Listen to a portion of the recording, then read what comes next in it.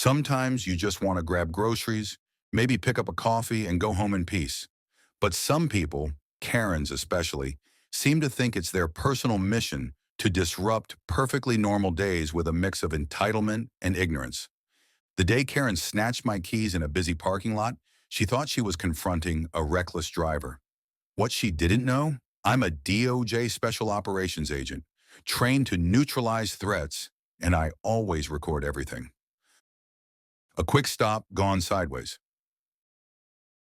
It was a typical Saturday afternoon, and I just pulled into the local strip mall parking lot after a long week assisting with a multi-agency task force.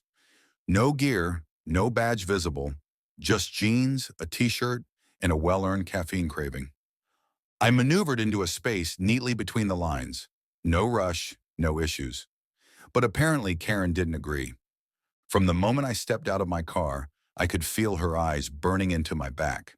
She stood 2 cars away, arms crossed, lips pursed, keys dangling dramatically from her fingers. "You almost hit my car," she shouted. I turned slowly. "Excuse me?" "You heard me. You came in fast and nearly took off my bumper." I hadn't. The dash cam I always keep running could prove it. I offered calmly, "I have footage if you'd like to see it. I didn't come close." That's when she made her move. The grab.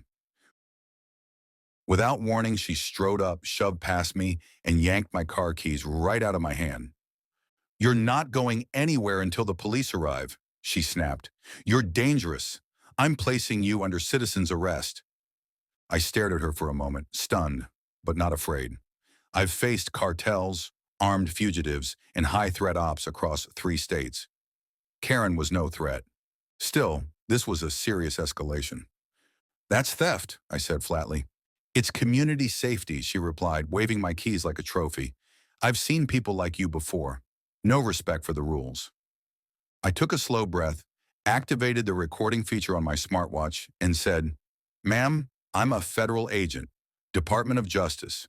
I'm asking you once to return my keys before you escalate this into a felony." She blinked. "You're lying."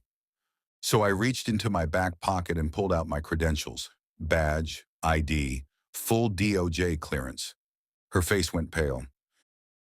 Panic and police. She dropped the keys like they were radioactive. Oh, I didn't know. I just thought," she stammered.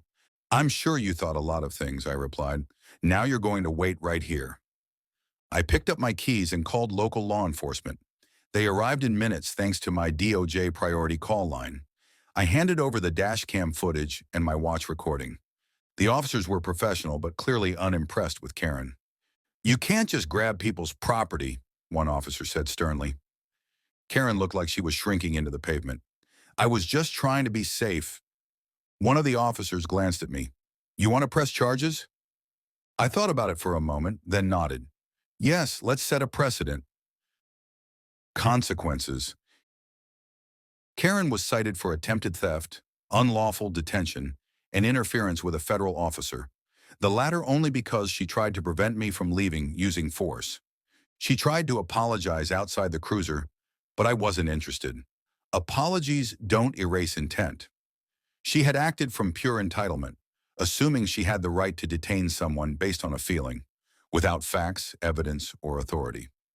That kind of behavior gets people hurt, or worse. Aftermath.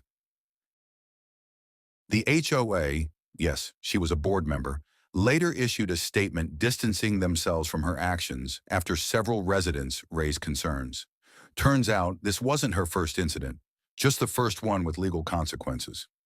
As for me, I went home, poured a strong coffee, and filed the paperwork like I always do. The takeaway. People like Karen believe control gives them power. They think they can enforce justice without understanding the law. But when they mess with the wrong person, someone trained, calm, and fully backed by federal jurisdiction, the outcome flips fast. If she just asked politely or even walked away, none of this would have happened. But she chose aggression, ignorance, and entitlement. And she learned the hard way. Stealing from a DOJ special ops agent isn't just a bad idea, it's a criminal offense.